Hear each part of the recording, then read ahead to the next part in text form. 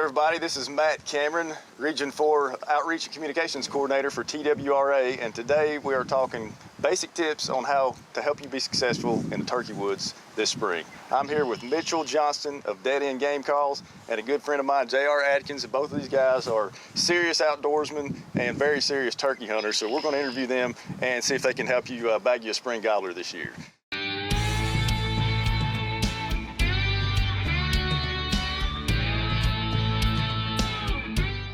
As far as types of calls, you know, I've been messing around with these game calls here, dead end game call diaphragm calls that you've given me, and man, I sound like a dying dog, you know, trying to use these things. And you did suggest a different style that you think will try to help me. Now, I ain't gonna put one in and show you how bad I am, but this can be a little intimidating for a beginner. So yes. What could a man go to the store, or a woman for that matter, pick up and call a bird in? We'll see what I got in my vest right here.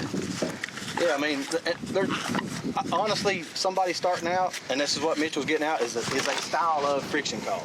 It is. Okay, and he obviously, go ahead, Mitch, you got a box call in your hand. Yeah, it's a box call. So a box call works very simple. I could take a child, and within about 10 seconds, I can have them yelping on a box call. It's really that easy. It's really that simple, but it's really versatile as well. And there's a lot of times, you know, I told you about not having to be the perfect caller.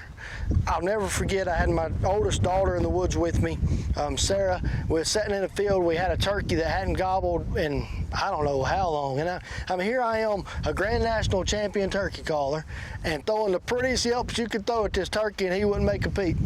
And my daughter at the time, I think she was 6 or 7, and she might have been 5, I don't know. She started hunting so young, but I'll never forget her grabbing, it was a mudslide box call just like this, one, a Purple Heart paddle, and she said, "Daddy, can I yelp at him?" I was like, "What have I got to lose at this point?" You know, he ain't made no noise. So she gets this box call out, and she makes the most horrendous yelp you'll ever hear, and he gobbles his head off.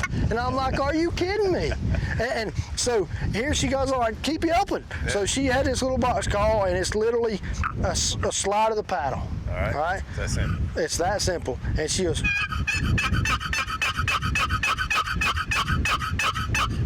and it wasn't nowhere near that pretty. It was probably, that's about like she was doing, and he was gobbling at it. Yeah. I mean, it just is what it is. Something different. He liked that tone, whatever it was. Yes, absolutely. And I'll tell you something a lot of people don't know about a box call is how to tone one down. All right, so a box call works off of vibration. So, and friction, of course, it's a friction call. So if I'm yelping on a box call and I want to tone that down, maybe I want to make a tree yelp. We forgot to mention the tree yelp a minute ago. All I've got to do is lay my finger on that side panel, and it'll completely change the volume of that call. Like dampens it? It dampens it. It cuts out that vibration. Okay. So it's just like a limb saver is on a bow. Yep. You know, same difference. So if I'm yelping on that box call, I want to dampen it. Hear the tone difference? That simple. It is that simple.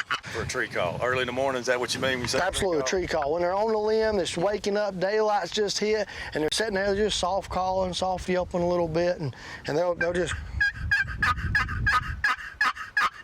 But a box call is just that simple. I'll tell you what, another thing a box call is great for on a day just like today, nothing carries through the wind like a box call does.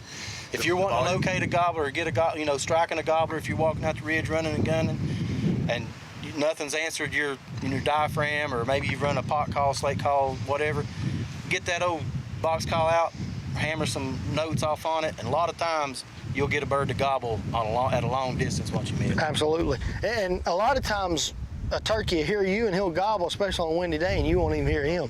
You know, I've watched birds in a field that are sit there and you can yelp on a call and it's real windy, sort of like it is right now. And I can watch his head stretch out and know he's gobbling and can't hear him at all. Pick it up.